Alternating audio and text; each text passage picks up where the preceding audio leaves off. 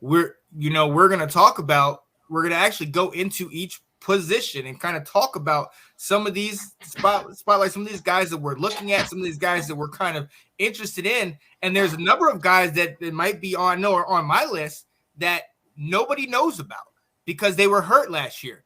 Georgia's tight end, Eric Gilbert.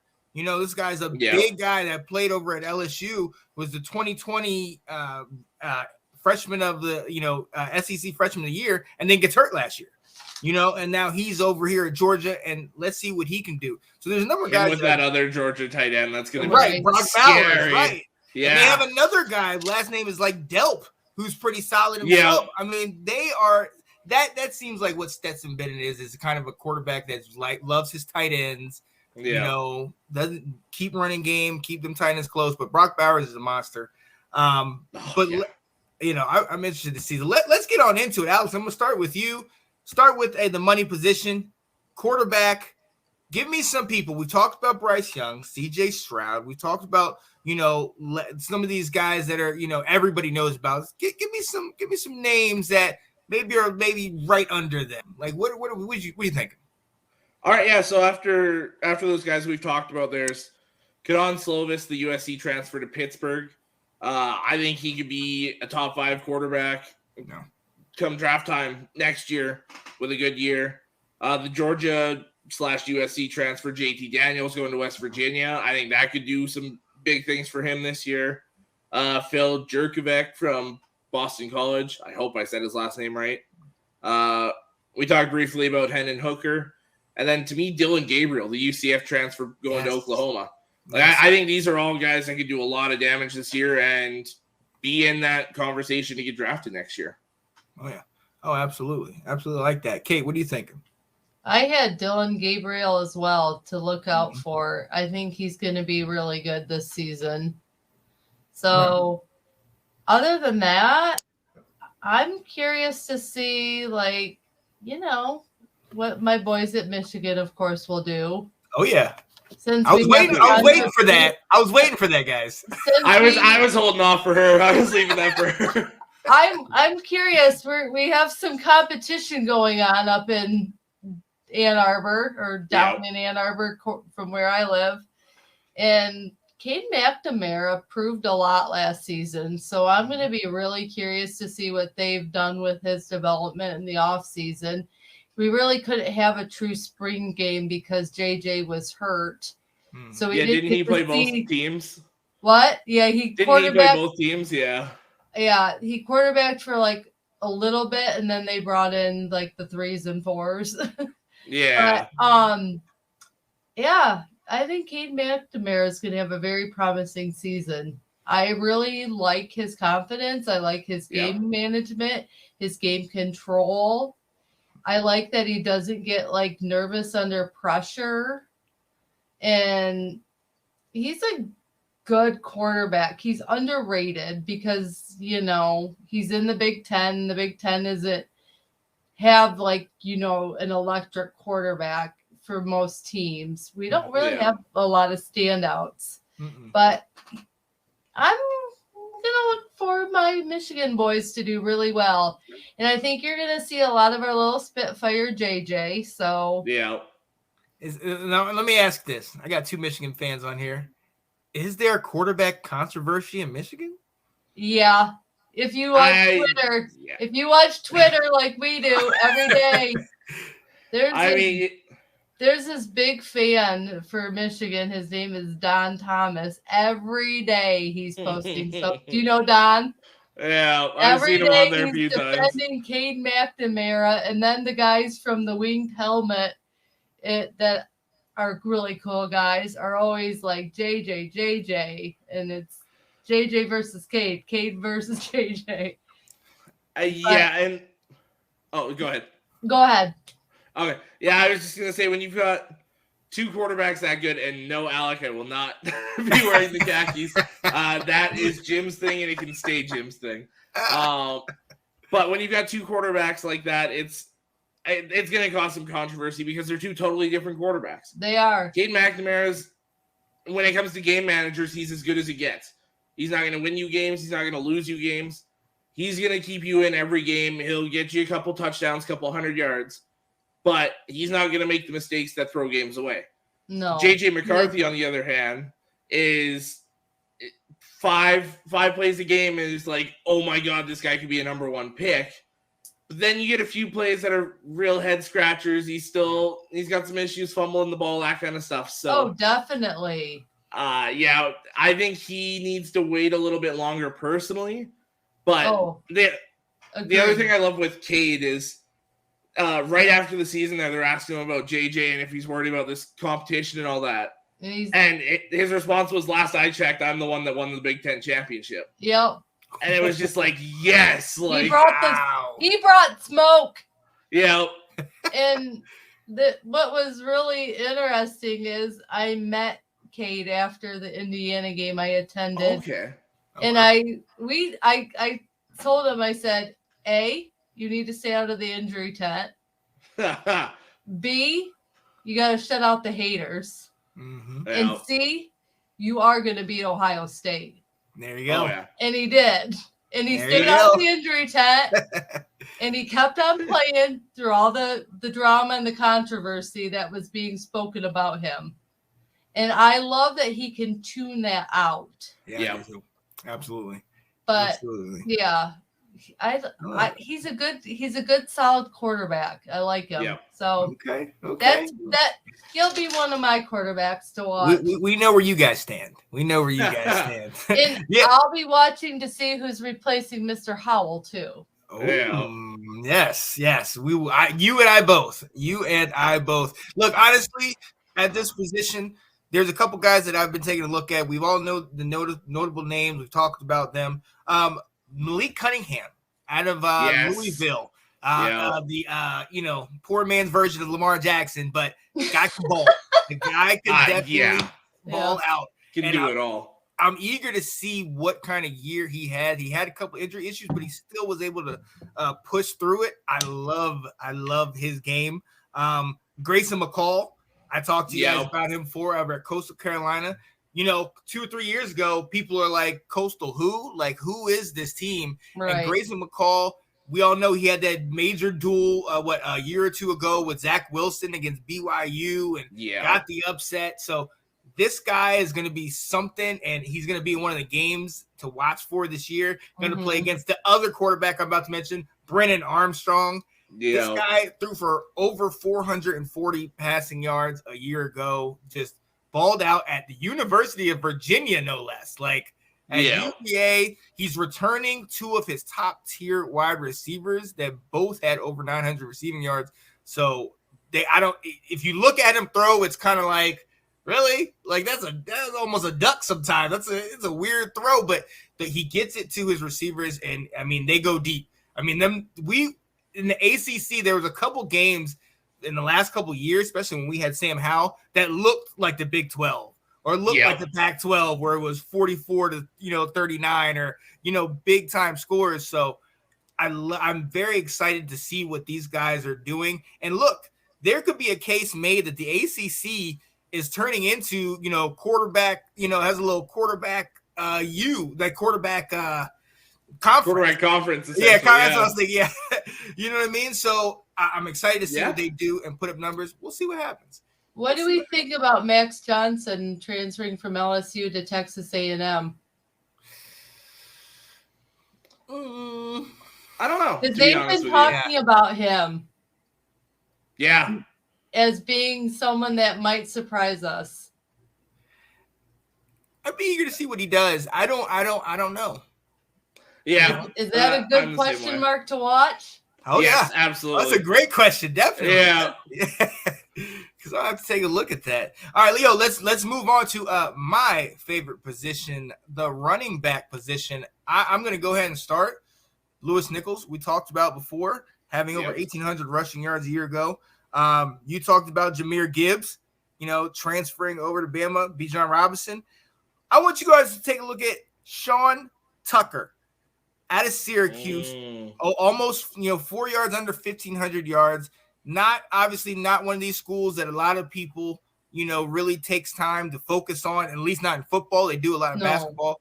Tucker has been year in and year out just playing solid ball, getting, being a top tier running back, and just doesn't get looked at because of the school that he's at. I'm looking for him to get another almost, about 1,500 yard year, and really be looking at somebody that comes out into the draft like, oh, this is a surprise for some lucky team out there. Those were the guys I was looking at. Kate, what are you looking at? What are you thinking?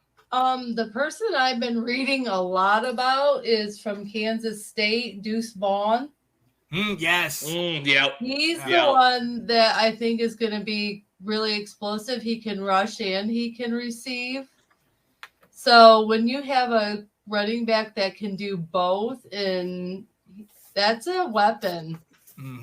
When he can do both, I mean, his numbers speak for themselves.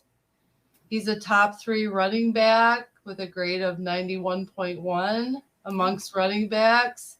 Can rush and receive. He had 59 plays that resulted in 10 plus yards. So he's going to be a weapon that is going to be amazing. He finished top 10 in receiving grade. So I think he's fun. Kansas State is a fun football team to watch. Absolutely. Didn't they get Adrian Martinez this year, the old Nebraska quarterback? Did. Yeah, they're going to be fun. They're going to be a lot of fun. Them. So, I'll be curious to see how well he does, because a lot of insiders say he's going to have a good season. I've been hearing a lot about him too, for sure. Alice, what are you looking at running back? So I got a few just off my list that we haven't mentioned yet. Tank Bigsby from Auburn. I think he could be a big physical back this year and kind of be one of these front runners in the draft as well. Zach Evans from Ole Miss. I believe he played at TCU last year, transferred over, if I'm not mistaken. Mohamed Ibrahim from Minnesota had some really big games last year. Yes, he did. To me, he's one of those sneaky running backs coming into this draft class. Travis Dye from USC, the Oregon transfer. Lincoln Riley always has one running back every year or two that pops off and is just one of the elite running backs of college football. To me, Travis could be that guy. Him and Verdell were solid a year ago at Oregon. They were a great 1-2 punch, so it's a big score for USC. Yeah. And then my last one, Kate, you'll recognize this name.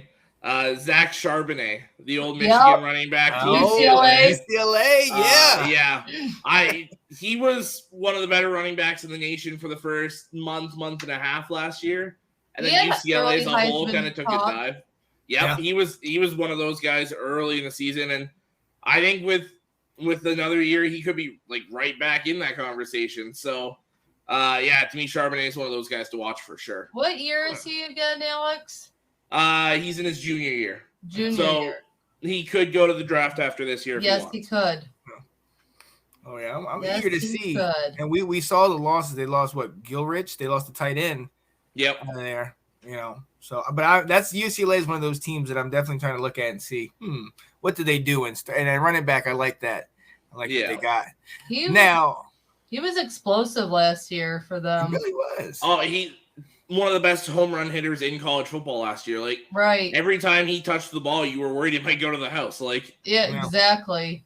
And I think it's unfortunate because you see a lot of these guys. You talked about Deuce Vaughn and now Zach Charbonnet. If their team is not successful, all of a sudden they're not getting the publicity, and not getting the press. But these guys are still balling. You know what I mean? Yeah. So that's definitely something that I want to spotlight on here. We can talk about some of these guys that you might not hear about, like. Unless you're in the Big Ten before last year, you didn't know about the guys you got, Corum and Haskins.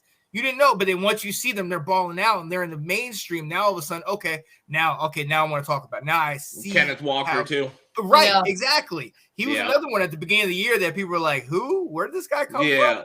And then all of a sudden he balls out. So I definitely want to shed light on that. But we're going to move on to the diva position on the field, the wide receivers. My guy Alex. Who do you have? Who you starting with, man? So I mean, the main guy to watch this year, everyone knows it, is Jackson Smith and Jigba. That's who Ohio I have State. too. Jordan Addison, the Pitt transfer to USC. Marvin Mims from Oklahoma is being grossly underrated this year. This is a top 5 receiver in college football, regardless of what year you're in. Obviously, he's one of the better draft eligible guys. Right. He's one of the best overall guys in college football. I mentioned Raheem Jarrett and Dante Demas, the Maryland guys. And then obviously Josh Downs, North Carolina, baby. and Jaden Reed from Michigan State. Yeah. Like there's a lot of really good receivers this year in college football. Oh, I mean, our own team has quite a few good ones. Yeah, We they have definitely do. Andrel Anthony, we have Sandstrill, we have Cornelius Johnson. We have a loaded wide receiver core. Ronnie Bell's coming back. Ronnie Bell, my boy. We get one more year. Yes, and he says he's super healthy, so fingers crossed. Yeah. Bubble tape that boy. Yeah, please. But I'm pretty excited to see what our receiving core has to do because they're coming alive. Mm-hmm. Yeah. They were really fun to watch last year. They were super fun to watch. You just never expected it. Some of the plays they had, the routes they ran. We'll see if they can keep that up. But yeah, no, I definitely like some of those picks. I want to go with Xavier Worthy, somebody I'm looking at. Yes. He was solid a year ago, but now I want to see how he works with Quinn Ewers over there at Texas. I mentioned Brennan Armstrong out of Virginia. His 2 wide receivers, Dontavian Wicks, had over 1,200 yards and 9 touchdowns a year ago. And then Kentayon Thompson balled out and had over 1,300 yards. So both these guys are dominant. He's bringing both of them back. That offense, being in the ACC, he's that duo is definitely something. If you can bring both of your top tier receivers back, I'm definitely looking at your team, and especially with that high-powered offense. And then you also have the guy you mentioned out of Maryland, Dante Demas. With Tulia having him back from that injury, I think he was one of those guys that people were saying is very like NFL ready. A year ago. Now with him getting back, hopefully he can stay. His health is key. We got to make sure he stays healthy. But this guy is definitely something that could take that team. That team, shout out to my guy Nathan Snell and Will Kramer, both Maryland guys. They love him. They always in my ear about him. I try to shut him out. But hey, look, honestly, if they can get those receivers back and get Talia working with that offense, they could really do something. It's going to be a struggle because they are in that Big Ten. And y'all know, y'all know how that goes. But I think they could shock some people for sure, just like you were mentioning. Like you were mentioning, Kate. What do you think at wide receiver? Someone that I watched a lot, even though they lost to Michigan State in the Peach Bowl, but Kenny Pickett had a weapon with Jordan Addison too. Mm-hmm. So he's a really good receiver to watch. So I'll be watching him. He had quite a few yards last year, 1,593 receiving yards and 17 touchdowns. So Pitt will be a fun team to see what happens there now that they've lost their quarterback to my favorite guy to argue with, Cindy Swinton's team. So, it'll be interesting to see the reason. It's funny because I don't watch the receivers as much as I watch the tight end. The tight end's my favorite position. Yeah. I'm a tight end girl. But hey, I understand it. Yeah. No, don't go there. No. Oh my God. Wow. What is a G-rated show here? What are you talking about, Kate? But yeah.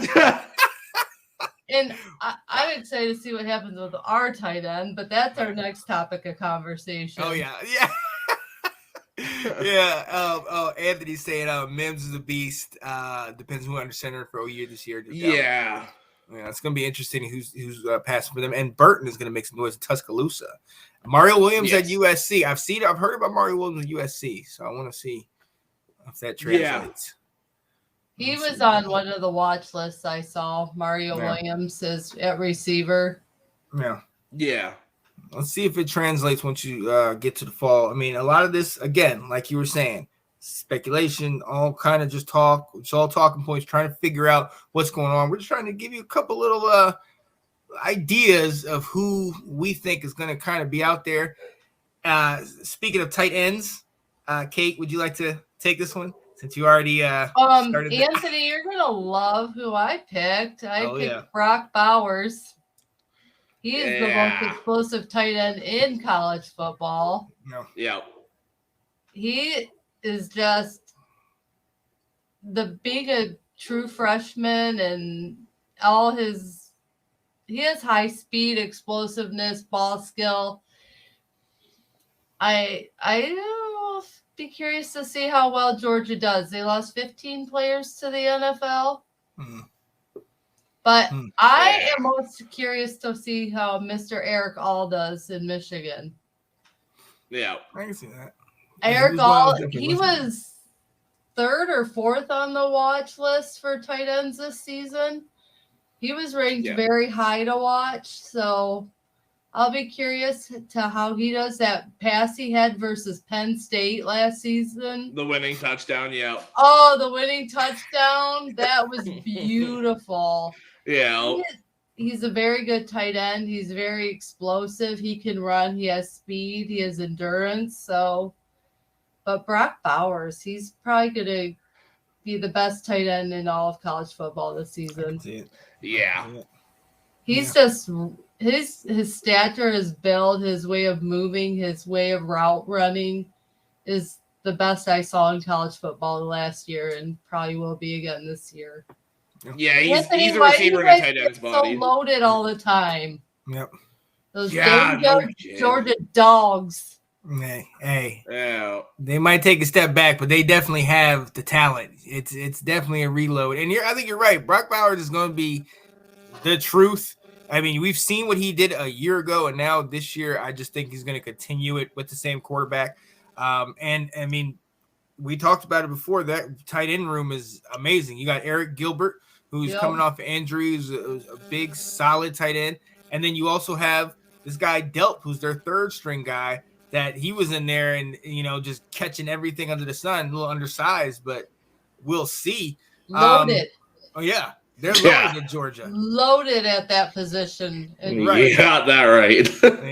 So, but Alex, who are you taking a look at? Do you have anybody else? I mean, obviously outside of Brock Bowers.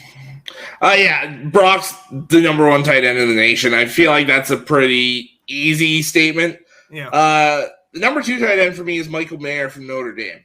Yeah. This is that baby Gronk you mentioned earlier.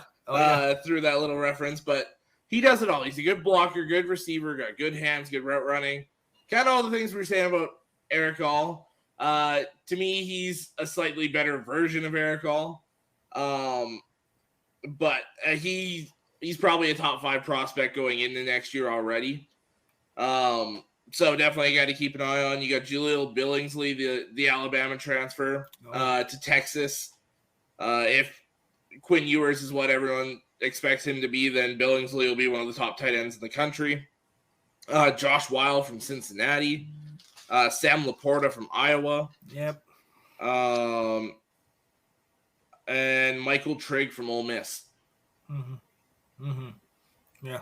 Those was I looked at a lot of those. Definitely Laporta. Shout out to him from Iowa, having 670 yards and 53 receptions, and he was one of those names that you don't really think about, but with that offense and how they use those tight ends and how they run the ball, he's definitely made big strides. Another guy that had a pretty solid season a year ago that's coming back, Brant Kuithe from Utah. Okay. Yeah. Had a solid year a year ago. Is coming back this year. He had 6 touchdowns, 611 yards, about 50 receptions. And, definitely was used a lot in their offense. I'm eager to see if he can keep that going. I mean, they were really motivated and inspired a year ago, but I'm eager to see if he can, really drive that coming into his senior season. So, yeah. Oh, yeah. Tight ends are a little. I'm gonna go ahead and skip the O-line since there's not really much stats on that. We can definitely break that down as the season comes in. But we do have to talk about these playmakers, this edge position on defense. We got to talk about it. And can we all agree who leads this list? Will Anderson. Yeah. I mean, there is nobody like him. This guy is a monster. What do you have? What, like 17 and a half sacks a year ago? Like, Will Anderson was in contention for the Heisman. Should definitely be a front runner this year. Definitely. Mean, that's the peak. That's the peak right there. This guy is a man amongst boys.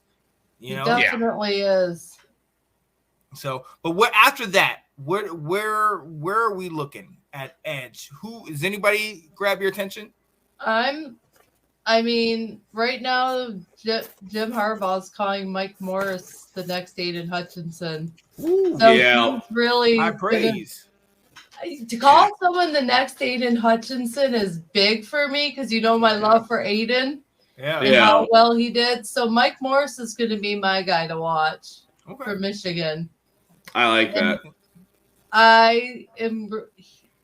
He studied Aiden a lot, and I know Aiden has been working with him in the off season to teach him a lot of different things since Aiden's local.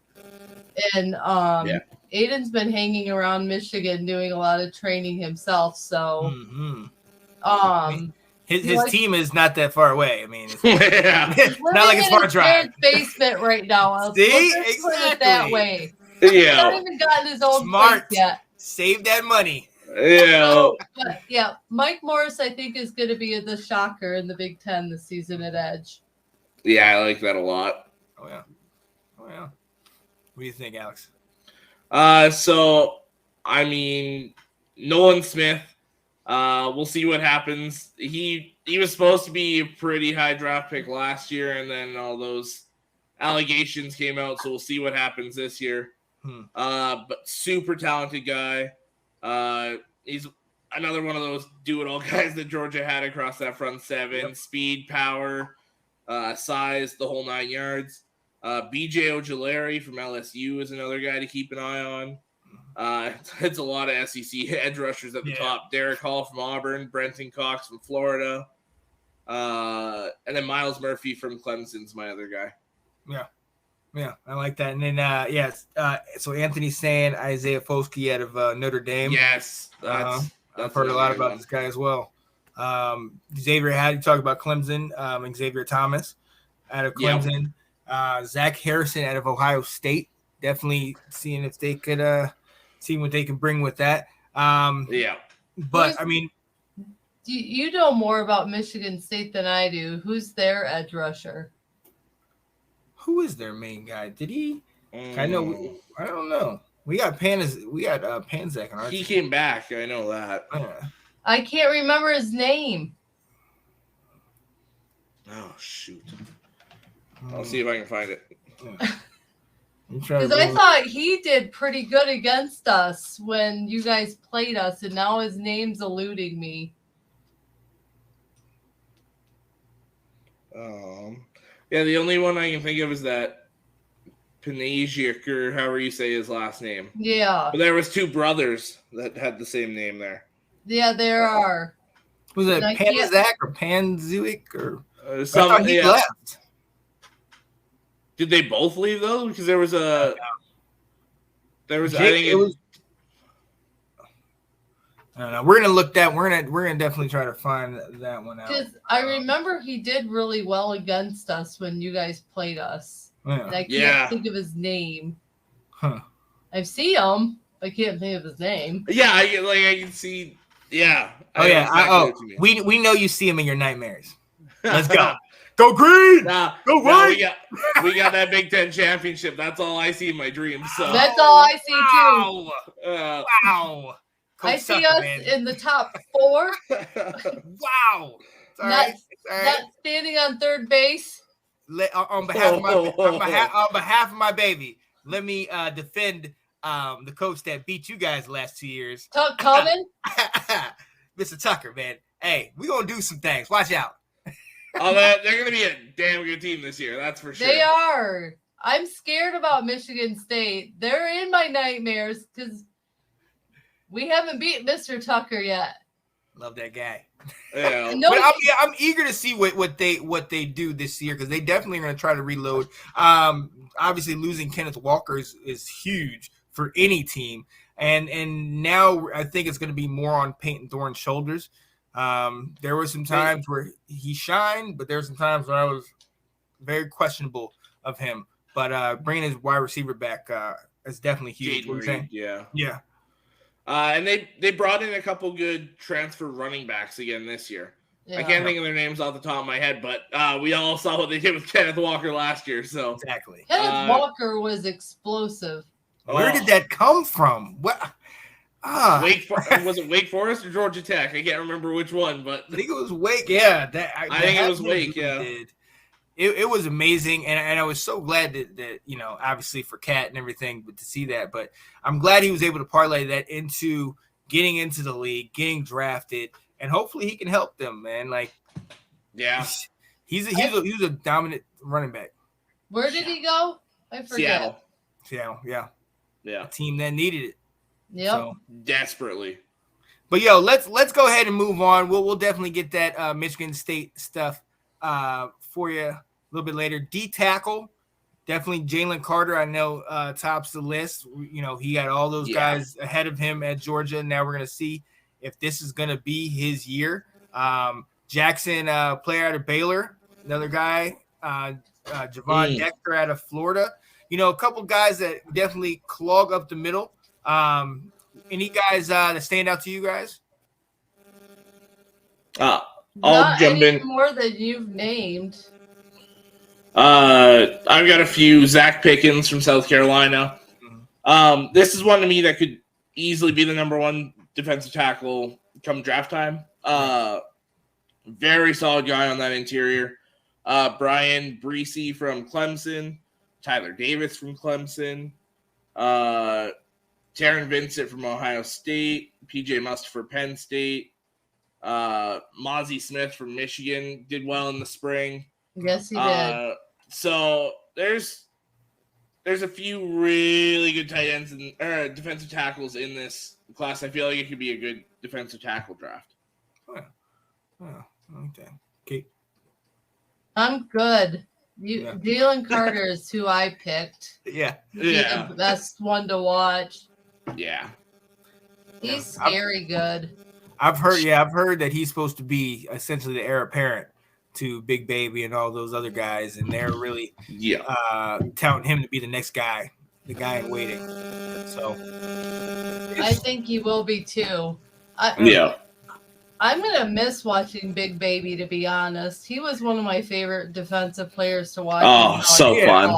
It's crazy now that they're all gone. They're all in the league, and you really can't appreciate it until after the fact. But when you saw how dominant that defense was a year ago, man, it was all-time great, man. It was really good. Yeah. So, I mean, I'm gonna miss him, to be honest. Man, let's see if they can they definitely duplicate that. Moving down to the linebackers, number one guy that I got to talk about is the brother of a guy that's on y'all's home team, Mr. Noah Sewell, the brother of Penei Sewell.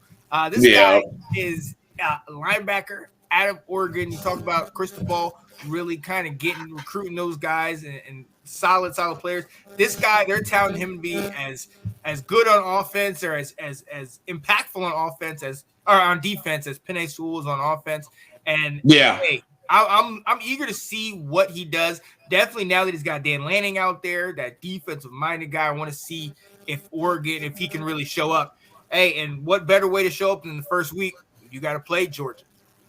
You know what I mean? Yeah. So it's a good test. Yeah. You know what I mean? But outside of that, Drake Thomas out of NC State. Harper Poole out of Arkansas.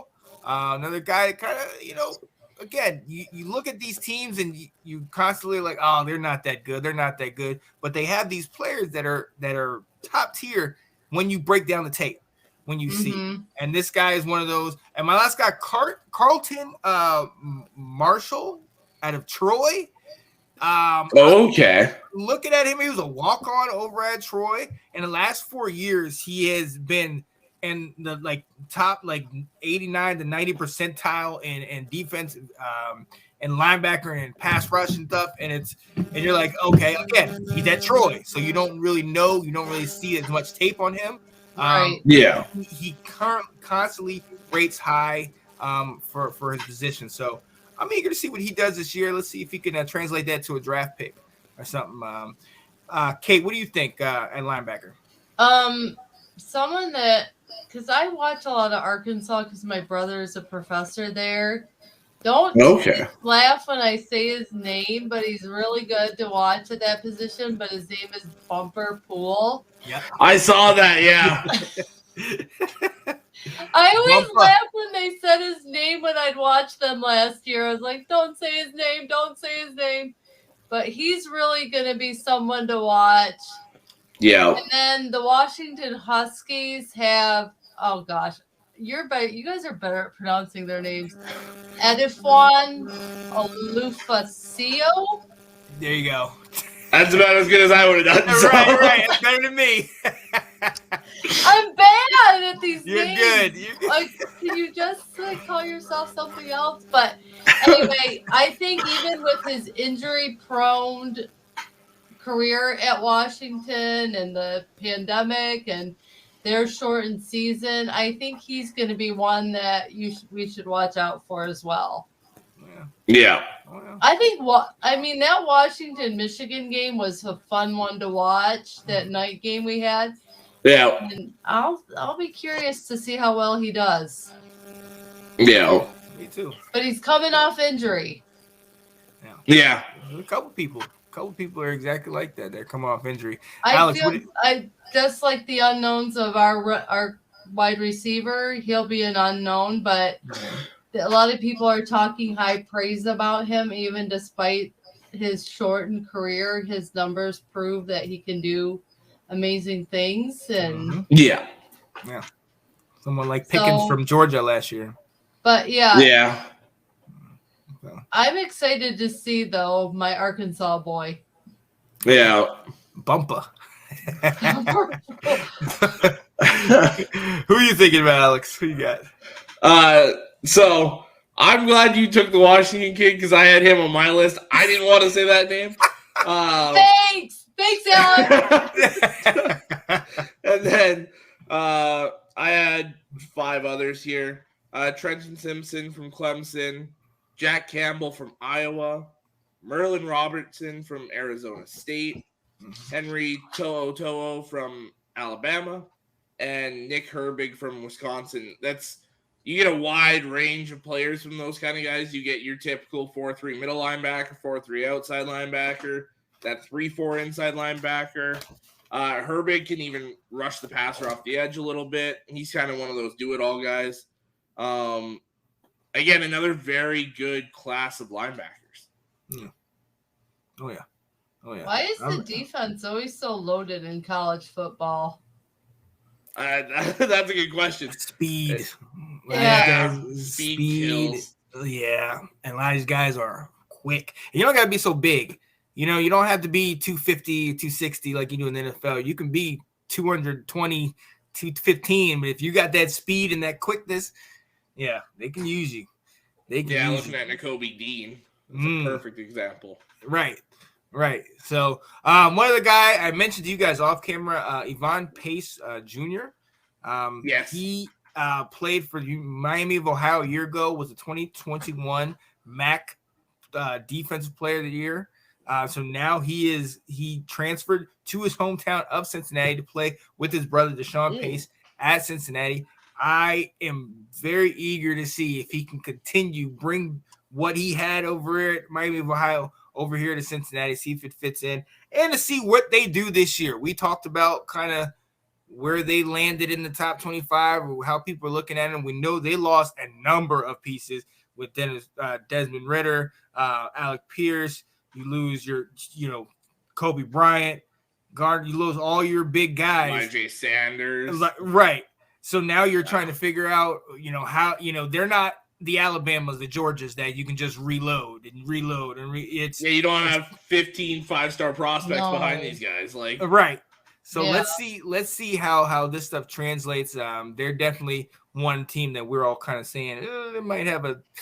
I haven't hiccup. seen many of the top recruits putting Cincinnati in their watch list. Oh no. So it's going to be really interested to see what Luke Fickell does there. Yeah.